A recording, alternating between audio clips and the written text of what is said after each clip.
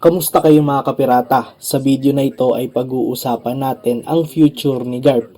Ano yung mga posibleng pagbabago na nangyari sa Navy dahil sa balitang pagkakawala ni Garp during sa operation na ginawa nito upang iligtas si Kobe na bihag noon ng Blackbeard Pirates. Upang talakayin ito ay balikan natin saglit ang chapter 1088 na pinamagatang final lesson. Sa unang part pa lang ay pinakita na kaagad sa atin ni Oda kung ano nga ba ang kahihinatnan ng laban nila Garp kontra Blackbeard Pirates sa Hachinoso Island.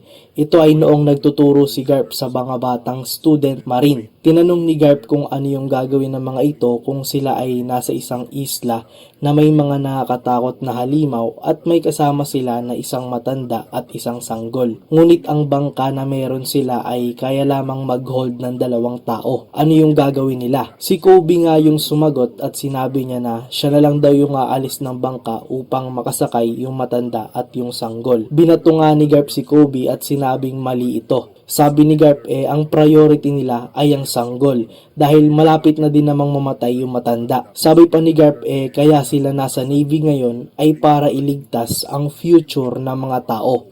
Kaya yung baby ang dapat unahin dahil madami pa itong years na mabubuhay. Itong philosophy na ito ay naipakita nga sa atin sa dulo ng chapter na nangyari kay Garp. Yung moment na nagawa nilang pigilan ang kamay ni Pizarro na bumagsak sa Navy ship dahil sa honesty punch ni Kobe ay nagkaroon ng mga ito ng paraan para makatakas. Habang si Garp naman ay nasa gitna na pinalilibutan ng mga Blackbeard Pirates. Tumawag nga si Garp sa kanila para sabihin na umalis na sila at iwanan na siya dahil napakahalaga na yung kaligtasan nila ang unahin. Sabi pa ni Garp sila nga daw yung future ng Navy. Ito nga yung moment kung saan nakita natin yung lesson na tinuro ni Garp na sa kanya mismo nangyari. Ngayon ayon sa narrator laman nga daw ng headlines ang tungkol dito. Ang safe return ni Kobe samantala naman ay ang disappearance ni Garp sa Hachinoso Island. Sa sumunod na chapter ay nakita natin yung reaksyon ng ilang mga importanteng characters, especially yung mga taga East Blue about dito.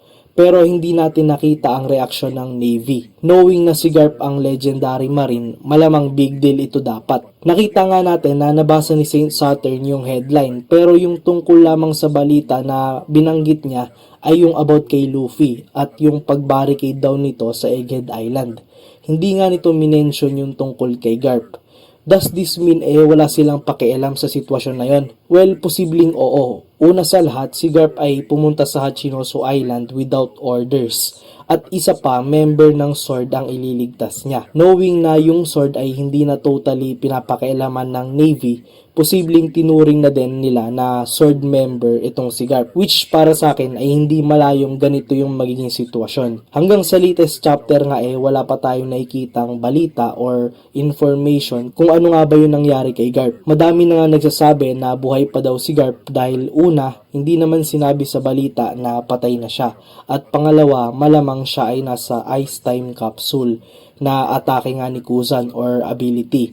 At nalaman nga natin noon na buhay pala si Jaguar de Saul na unang nakita natin na ginamitan ni Kuzan ng ability na yon. Pero ang punto ko kanina nakakapagtaka na parang walang balak ang Navy para iligtas si Garp. Well, based sa mga nabasa nga natin, kung ganun yung mangyayari, sa tingin ko magiging lamat ito sa Navy. Based sa aking judgment, posibleng mag-lead ito sa internal conflict ng Navy at ng mga members ng Sword. And yes, isa ako sa mga naniniwala na pwedeng buhay pa si Garp. Pero may isa pa nga akong ideya na pumasok sa isip ko. What if kaya hindi binanggit ni Saint Saturn ang balita na ito tungkol kay Garp sa chapter 1089 ay dahil babanggitin niya ito sa gitna ng laban nila ni Luffy ngayon sa Egghead Island? What if kahit hindi naman sinabi sa balita na patay na si Garp, gamitin ito ni Saturn na pang-trigger sa emotion ni Luffy during sa laban nila. Nakita natin kung ano yung nangyari kay Luffy noong namatay si Ace, 'di ba?